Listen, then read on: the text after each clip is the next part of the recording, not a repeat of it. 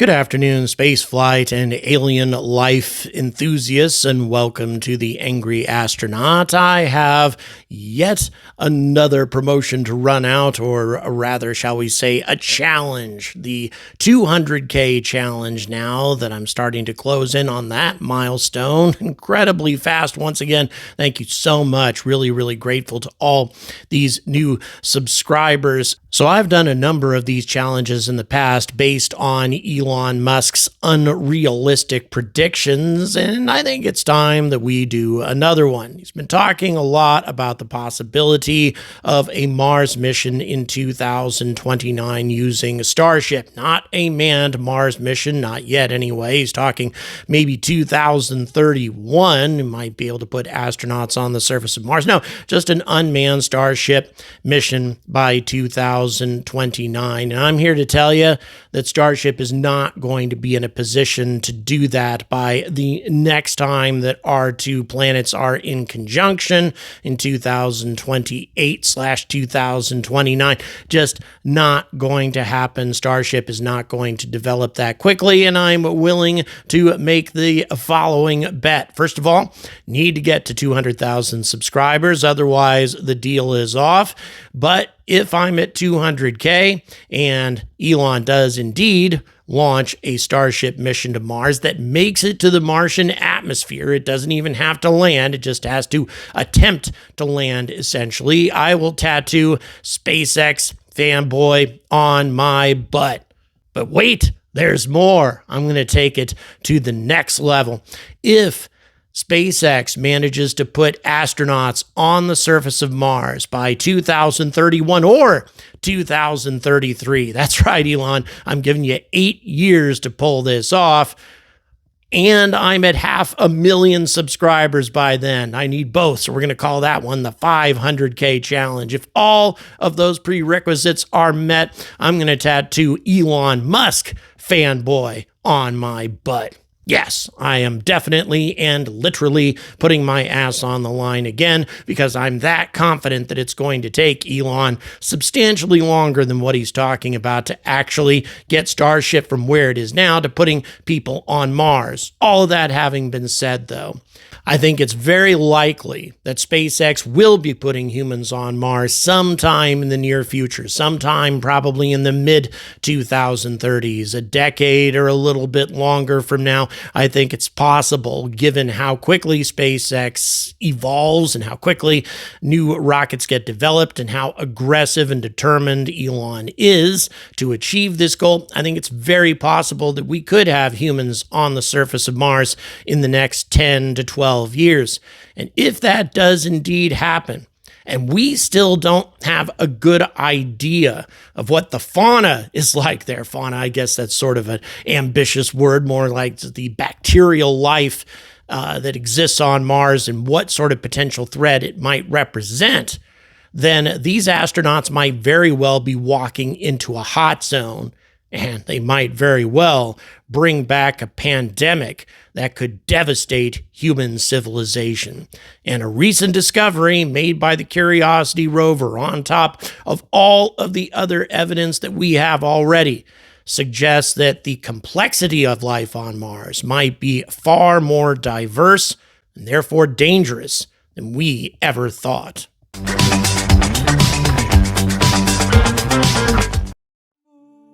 Okay, viewers, got a real quick correction to make that also applies to the 2026 Mars mission that Elon is talking about. Forgot about that, probably because my brain was refusing to accept anything that absurd. So the 200K challenge also extends to a 2026 Mars mission from happening also. But all that having been said, when we look at the surface of Mars and also consider the extremes of the Martian environment and atmosphere, atmosphere that's less than 1% as dense as Earth's atmosphere, a surface bombarded by radiation and also subjected to amazing extremes of temperature, becomes a little difficult to believe that life could possibly exist, at least not life close to the surface of the planet. But the more information that our rovers gather, the more samples that these rovers take, and the more their admittedly limited instruments are able to study these samples,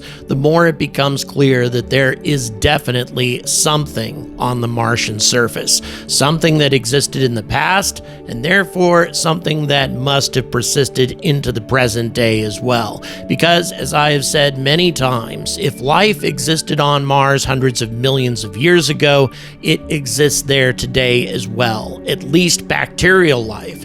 It's important to remember that there are bacteria here on Earth that could survive on the surface of Mars, extremophiles that can endure all kinds of high levels of radiation, the lack of liquid water, all sorts of things. That being the case, then, any life that might have existed on Mars hundreds of millions of years ago would have had an incredibly long period of time to evolve and adapt to the new conditions. Remember, Mars didn't abruptly change from an habitable planet to the relatively lifeless planet that exists there today. It was a very slow, gradual process, and natural selection and evolution is a very powerful thing, even though most life forms on the planet probably would have went extinct.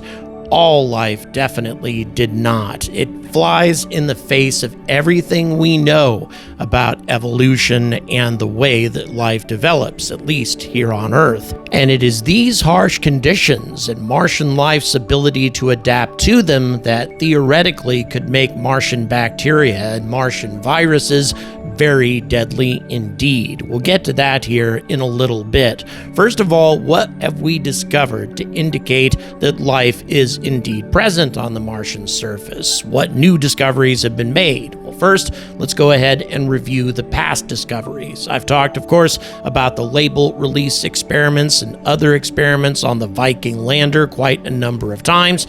No need to go into great detail on that, except to say that this is the only life-detecting experiment that was ever sent to another planet. These series of experiments that were included on the Viking landers, and all of the experiments came out positive, not only for Viking 1, but also for Viking 2. The Viking landers scooped up some regolith and introduced nutrients that were considered to be commonplace in Earth's primordial past. If there was something in the regolith that would consume the nutrients, they were tagged with radioactive isotopes that would produce radioactive CO2 as a byproduct of being consumed. And something in the regolith consumed the nutrients every single time. This is, by the way, the same procedure that is often used to determine if there are hostile bacteria in drinking water. So a pretty important experiment, and very critical that it produces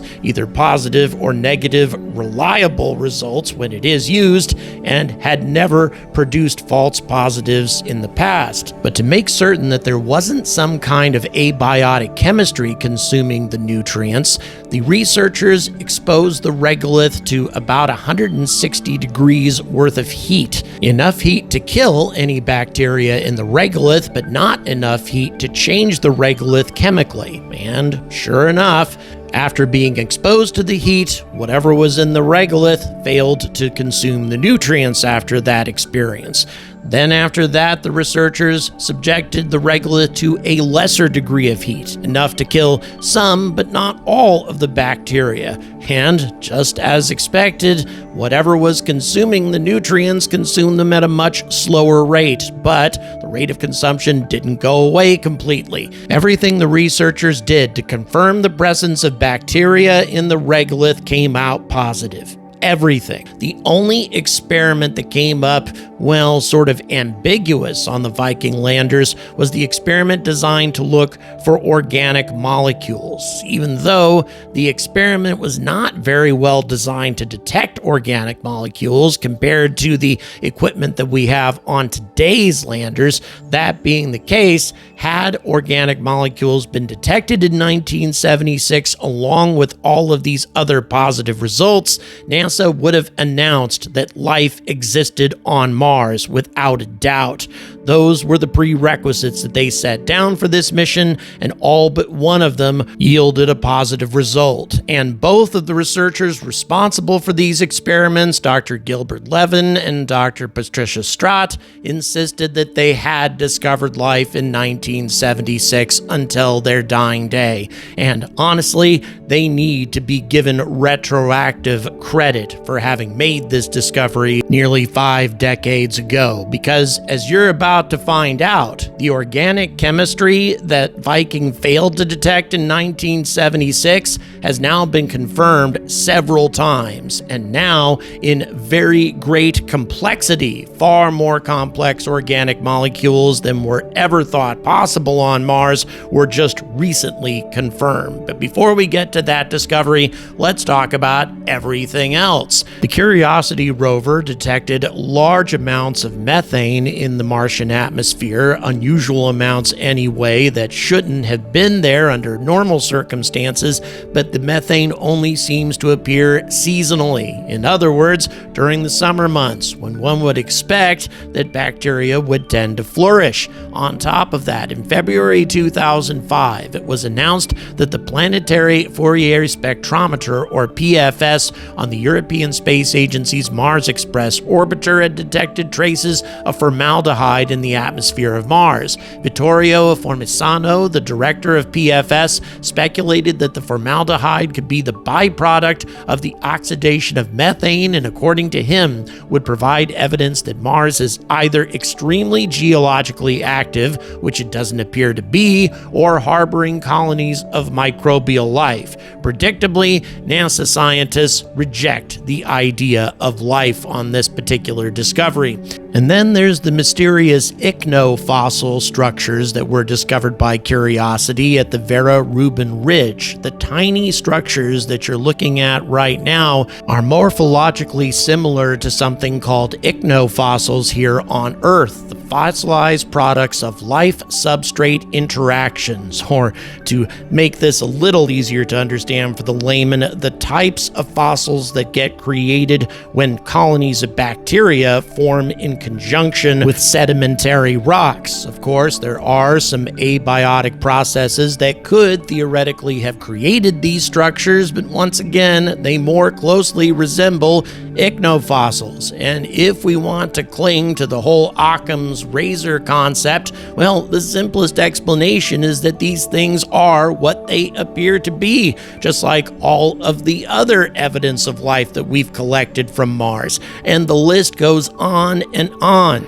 Last year, the Perseverance rover cracked open a rock that was rich in organic compounds and also loaded with these so-called leopard spot features, which are millimeter-sized whitish splotches ringed by some kind of black material which contain iron and phosphate. And on Earth, this spotting only forms when organic molecules react with hematite or rusted iron. Researchers were unable to come up with any abiotic process that could have created these leopard spots, but once again, it's not regarded as conclusive proof. But the list continues. Also, oxygen was discovered in the Martian atmosphere some time ago in greater quantities than should exist in the Martian atmosphere, and also this was a seasonal phenomena, cropping up during the summer months, not the winter months, just like the methane. NASA's rovers made many discoveries on Mars last year. While working its usual Martian shift, the Curiosity stumbled upon, or rather drove over, a rock and cracked it wide open, revealing a sight never seen before on the red planet, a dazzling display of yellow sulfur crystals. This unexpected discovery was relayed to a team of astounded scientists, including Ashwin Vasavada, the Curiosity Project's lead scientist from NASA's JPL, and he said the following, quote, "Finding a field of stones made of pure sulfur is like finding an oasis in the desert. It shouldn't be there, so now we have to explain it. Discovering strange and unexpected things is what makes planetary exploration so exciting." So what's the big deal about sulfur? Well, generally nothing if it's sulfur mixed with other types of compounds. But if you're talking about pure sulfur crystals, that's a very different thing indeed. Pure sulfur suggests that hydrothermal systems might have existed in this area, volcanic activities or ancient lakes and seas, habitats that are ideal for microbial life, because pure sulfur is involved in chemical reactions that produce energy utilized by at least some of Earth's microbes, especially those that survive in extreme environments like deep sea hydrothermal vents or perhaps on an alien planet. Again, sulfur alone does not confirm life, but when you pile this discovery on top of all the other ones that have been made in regards to life lately, it becomes pretty conclusive overall. The label release experiment, the methane in the atmosphere, the oxygen in the atmosphere, the leopard spots, I don't think I can even remember all of the biosignatures that our probes have discovered on Mars thus far. But there's one more discovery to mention, a discovery in regards to organic molecules, a discovery that, if it were made back in 1976, would have been considered ample proof for the existence of life on Mars. It's unfortunate that the scientific community has just become more and more conservative with every new discovery that's been made, but here's what was found. Scientists probed an existing rock sample inside Curiosity's sample analysis at Mars Mini Lab and found the molecules decane, undecane, and dodecane. These compounds, which are made up of 10, 11, and 12 carbon atoms respectively, are thought to be the fragments of fatty acids that were preserved in the sample. Fatty acids are among the organic molecules on Earth that are the chemical building blocks of life. Living things produce fatty acids to help form cell membranes and perform various other functions. Curiosity scientists had previously discovered small, simple organic molecules on Mars, but finding these larger compounds provides the first evidence that organic chemistry advanced towards the type of complexity required for an origin of life on Mars. The sample is also rich in clay minerals, which form in water, abundant sulfur, remember that, which helps preserve organic molecules. The same sample is also loaded with nitrates, which on Earth, of course, are essential to the health of plants and animals. And methane, remember that, made with a type of carbon that on Earth is associated with biological processes. All of these biosignatures in one sample, and yet the scientific community is still not convinced that there is definitely life on Mars, even though there obviously is. So all of that having been said, what does this tell us about potential threats to Mars astronauts being sent by SpaceX? Well, here's the problem. It seems very likely that a sample return mission that is absolutely vital to not only determine or confirm, rather, the presence of life on Mars, but also to identify the types of viruses and bacteria that may be thriving there. Well, it appears that that mission is likely to be canceled, which means it is very unlikely that we're going to have any sort of important samples in hand before SpaceX astronauts actually set foot on the red planet, which is beyond reckless. First of all, we don't want to contaminate Martian life until we understand it a bit better, but on top of that, Mars bacteria and especially Martian viruses could be very lethal indeed to humans. Why is this the case? Robert Zubrin, for example, argues that any bacteria or virus that evolved on an alien planet would be completely incompatible with Earth life, with mammalian life, reptiles, anything, just as plant bacteria are largely incompatible with animals here on Earth. But here's the problem with that theory. As Mars has become more and more hostile and more difficult for any life to survive on it, bacteria would become more adaptive. As host after host became extinct, Mars bacteria could only survive if it was compatible with virtually any kind of host. In other words, as life forms became more rare, any bacteria likely to survive would have to be compatible with anything that was left over, regardless of its configuration. Therefore, if a colony of new host organisms were to suddenly show up, in other words, human beings, these bacteria would likely thrive. It would be like a smorgasbord, a buffet line of possible host organisms for them to cling to. In my opinion, Martian life is going to be a lot more resilient and a lot more adaptive than most of the extremophile life forms that we are familiar with here on Earth, and also probably very difficult to destroy. Keep in mind that perchlorates are very rich in the Martian regolith, and perchlorates are very deadly to most types of bacteria, meaning that any bacteria that survived on Mars would also have to be resistant against radiation, against chemical poisoning from things like perchlorates. It would have to be insanely tough. It's also worth noting that most extremophiles are capable of going into a hibernation mode, sometimes for decades, if not centuries, before waking up. An extremophile, therefore, could hide away on a spacecraft and an unsuspecting starship on its way back to Earth, ready to latch on to the first unfortunate host organism that happens to go into the cargo bay. So this is the sort of thing that we need to be very cautious about, especially given the fact that we're not going to have the slightest idea of what these astronauts are going to be walking into. And if they do indeed visit Mars, and if it is confirmed that there is bacterial life on the red planet, and I am certain that that's going to be the case, then it is absolutely vital that we gain a complete and comprehensive understanding of any bacteria that our astronauts happen to come across before these astronauts are allowed to return home.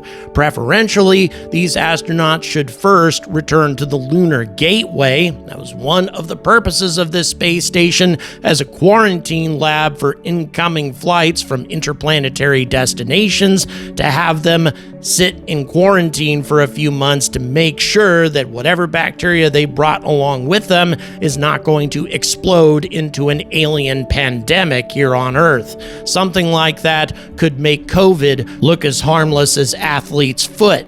In my opinion, the better solution is to get this sample return mission back on the books. Rocket Lab has already put forward a very viable solution, much less expensive than the other ones, involving 2 neutron rockets and a couple of landers that could get the job done reliably and for about 20% of the original cost. And even if Martian bacteria presents no threat whatsoever to people back on Earth, do we really want to send the first Mars explorers into a Mars hot zone completely unprepared and unprotected? Thank you very much for watching. Please don't forget to like and subscribe. And thanks very much to the following new Patreon members: Magnus Casier, Tyler J., Ray Veritas, Anthony Woods, Martin Bodicki, and Ben Powell. Really appreciate you guys joining the Patreon family. I hope you enjoy